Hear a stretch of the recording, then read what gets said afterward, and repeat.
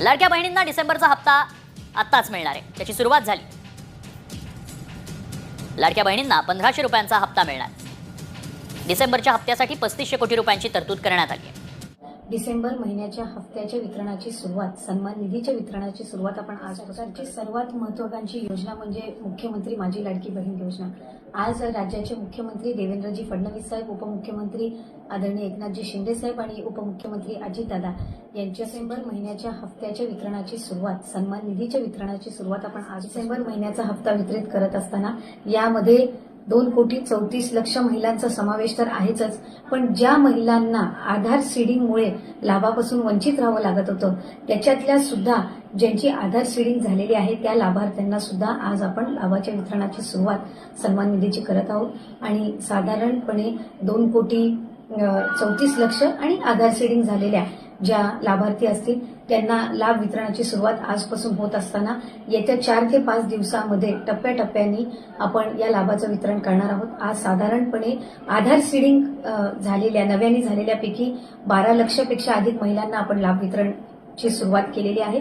67 लाखापेक्षा अधिक महिलांना आज आपण पहिल्या दिवशी लाभ वितरित करत आहोत।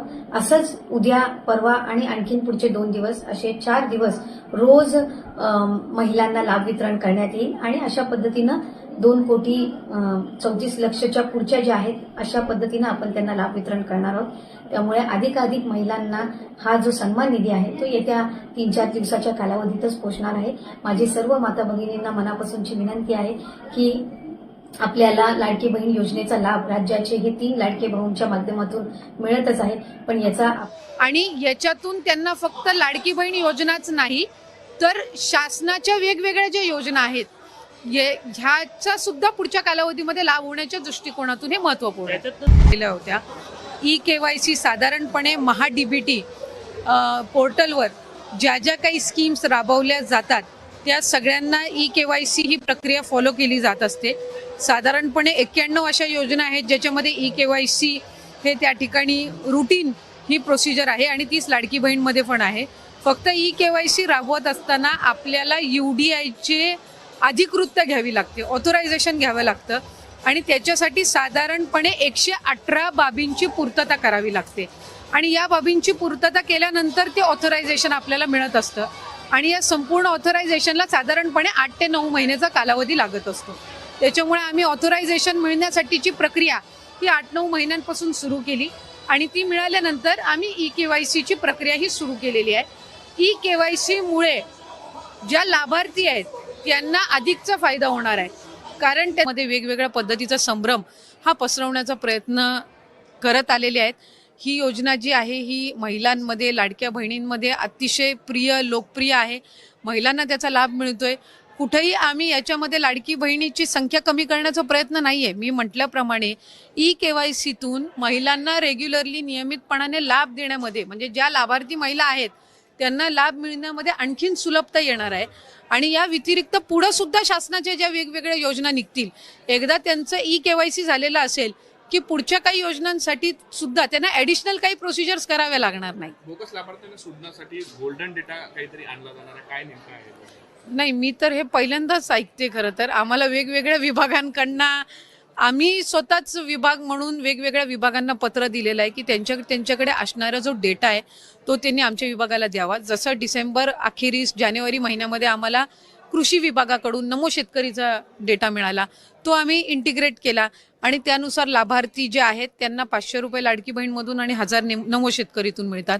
परिवहन विभागाकडून आम्हाला डेटा मिळाला, इन्कम टॅक्सचा डेटा आहे किंवा माहिती व तंत्रज्ञानचा डेटा आहे, हा आम्हीच महिला व बालविकास विभागानेच इतर विभागांकडनं मागितलेला आहे। अन्न व नागरी विभागाकडनं, पुरवठा विभागाकडनं आम्हाला पिवळा आणि केशरी रेशन कार्ड धारकांचा डेटा त्या ठिकाणी मिळाला, कारण एक विभाग म्हणून दुसऱ्या विभागाचा डेटा ॲक्सेस हा कधीही नसतो, तो आपल्याला त्यांच्याकडनं विनंती करून मागवावा लागत असतो आणि त्यानुसार आपल्याला तो इंटिग्रेट करावा लागतो। त्यामुळे त्यानुसार ही संबंध प्रक्रिया ही सुरू आहे।